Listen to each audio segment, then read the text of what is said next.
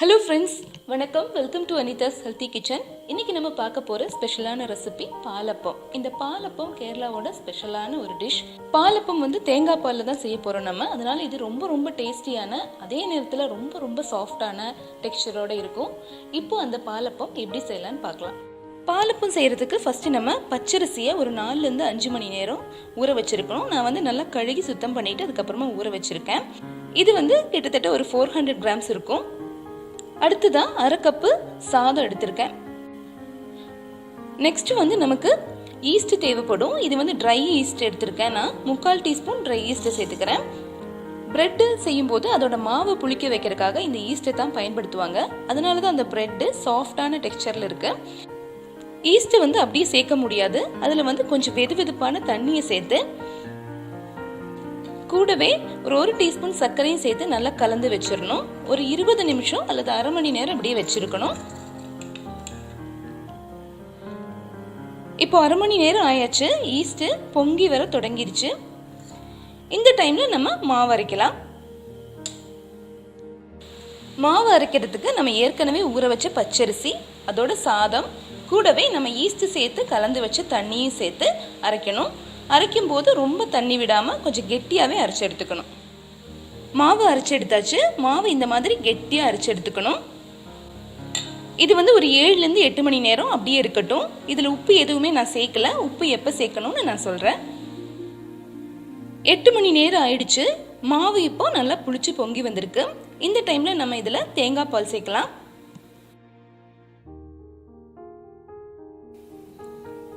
ஒரு கப்பு தேங்காய் பால்,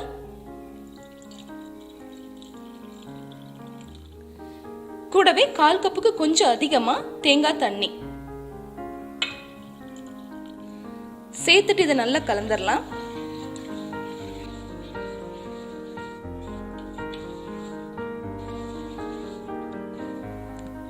தேங்காய் பால், தேங்காய் தண்ணி எல்லாம் சேர்த்து நல்லா கலந்தாச்சு. மாவு இந்த கன்சிஸ்டன்சியில் இருக்கணும். அடுத்ததான் இதுல ஒரு 1/2 டேபிள் ஸ்பூன் சர்க்கரை சேர்க்க போறோம். பாலப்பம் கொஞ்சம் இனிப்பா தான் இருக்கும். கடைசியா இதுல ஒரு 3/4 டீஸ்பூன் உப்பு சேர்த்துட்டு நல்லா கலந்துட்டு இது 1 மணி நேரம் அப்படியே வச்சிடலாம். அதுக்கப்புறமா நம்ம எடுத்து ஆப்பம் சுடலாம். தேங்காய் பால் சேர்த்து 1 ஹவர் ஆயிடுச்சு. தேங்காய் பால் மாவோட நல்லா செட் ஆயிடுச்சு. சில பேர் தேங்காய் பாலை அரைக்கும் போதே சேர்ப்பாங்க. ஆனா இந்த மாதிரி ஃப்ரெஷ்ஷா எடுத்து சேர்க்கும் போது அதோட டேஸ்டே இன்னும் ரொம்ப நல்லா இருக்கும்.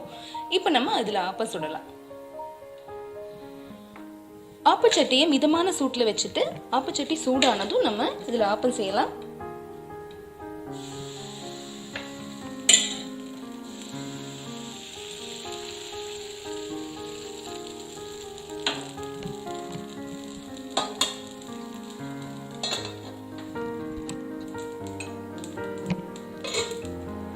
ஆப்பம் நல்லா குக் ஆயிடுச்சு.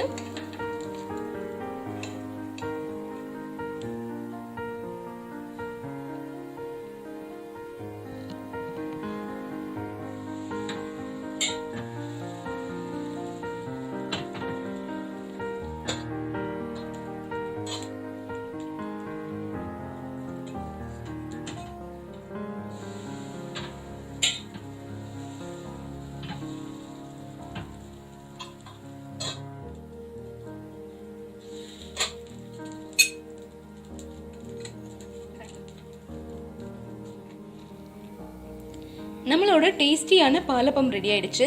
இந்த மாதிரி நிறைய ஹோலோட நல்ல சாஃப்டா இருக்கும் பாலப்பம்.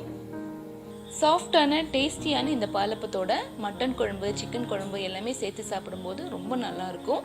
நீங்க வெஜிடேரியனா இருந்தா கடலைக்கறி, மஷ்ரூம் கிரேவி, பாயா, வெஜிடபிள் பாயா எல்லாம் சேர்த்து சாப்பிடும்போது ரொம்ப நல்லா இருக்கும். கண்டிப்பா நீங்க வீட்டில் ட்ரை பண்ணி பாருங்க. ட்ரை பண்ணிட்டு உங்க ஃபீட்பேக் அனுப்புங்க. இதே மாதிரி ஹெல்த்தியான ரெசிபிஸோட அடுத்த வீடியோவில் நான் உங்களை சந்திக்கிறேன்.